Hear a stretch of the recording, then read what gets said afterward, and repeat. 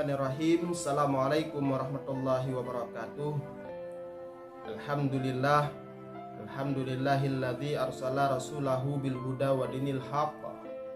Asyhadu an la ilaha illallah wahdahu la syarikalah wa asyhadu anna Muhammadan abduhu wa rasuluh la nabiyya ba'dah.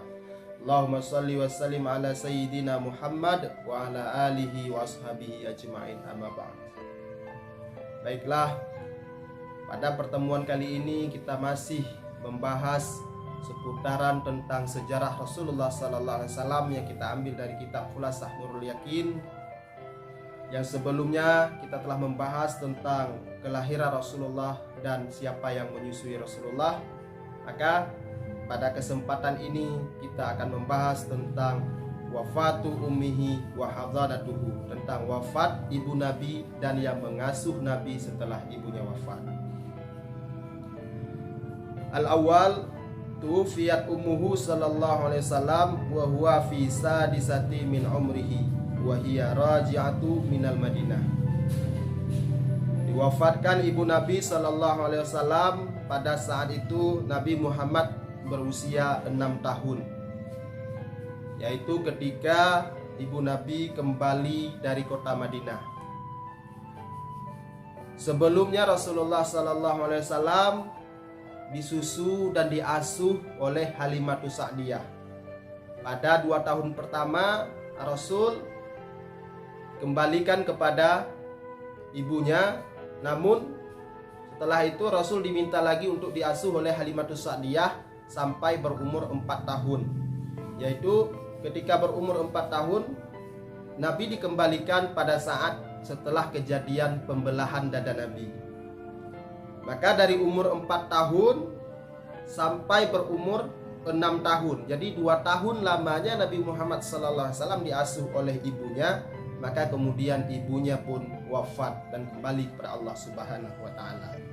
Yaitu bertepatan ketika ibu Nabi kembali dari kota Madinah. Untuk apa ibu Nabi pada saat itu pergi ke kota Madinah? Waqad dhahabat ilal Madinah li ziyarati qabrihi abihi wa ma'aha jadduhu Abdul Muthalib. Jadi ibu Nabi itu pergi ke Madinah adalah untuk menziarahi makam ayah Nabi, yaitu makam Abdullah. Karena Abdullah ketika pergi ke Madinah, maka Abdullah jatuh sakit di Madinah dan wafat di Madinah hingga dikuburkan di Madinah. Maka karena Rasul belum pergi mengunjungi makam ayahnya, ibunya mengajak Nabi dan juga ikut kakeknya pada saat itu. Ada pada pendapat lain juga dikatakan Ummu Aiman juga ikut untuk menziarahi makam ayah Nabi Muhammad SAW. Kemudian ketika kembali dari mengunjungi ataupun dari ziarah makam ayah Nabi, maka ibu Nabi itu jatuh sakit. Kemudian waqad dufinat bil abwa. Ibu Nabi wafat dan dikuburkan di Abwa, di sebuah kampung. Wahia qaryatun baina Makkah wal Madinah. Abwa itu adalah sebuah kampung di antara kota Mekah dan Madinah. Jadi di antara Mekah, Madinah, di tengah-tengah itu ada satu kampung yang bernama Abwa. Maka disitulah dimakamkan ibu Nabi Muhammad sallallahu alaihi wasallam. Fahadanathu Ummu Aiman. Maka setelah itu Nabi diasuh oleh Ummu Aiman. Sebelum diasuh oleh kakeknya, maka Nabi diasuh oleh Ummu Aiman. Siapa Ummu Aiman tersebut? Khadimatu abihi Abdillah. Ummu Aiman itu adalah pembantu atau pelayan ayah Nabi, yaitu Abdullah. Jadi Ummu Aiman ini nama aslinya adalah Barakah. Ummu Aiman ini seorang pembantu yang dihadiahkan oleh kakeknya Abdul Muthalib kepada ayah Nabi. Kenapa dinamakan Ummu Aiman? Maka si Barakah ini ada seorang anak, maka dipanggillah Ummu Aiman, artinya ibu si Aiman.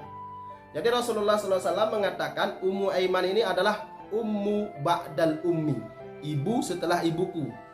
Karena saking dekatnya Rasulullah dengan Ummu Aiman, maka Rasul mengatakan bahwa Ummu Aiman ini adalah ibunya setelah ibu kandungnya Aminah. Maka dapat kita ambil kesimpulan Rasulullah Sallallahu Alaihi Wasallam adalah seorang anak yatim piatu. Dia hanya dapat hidup bersama ibunya selama 2 tahun. Ketika Rasul berumur 6 tahun, maka ibunya kembali kepada Allah Subhanahu wa Ta'ala. Maka untuk pertemuan kali ini cukup sampai di sini yang dapat kami sampaikan. Insya Allah kita akan membahas pada pertemuan-pertemuan selanjutnya tentang kajian-kajian berikutnya. Maka jangan lupa ikuti kami terus. Semoga bisa bermanfaat untuk kita semua dan mendapat keberkahan dari Allah Subhanahu wa Ta'ala. Akhirul kalam, billahi taufiq wal hidayah. Assalamualaikum warahmatullahi wabarakatuh.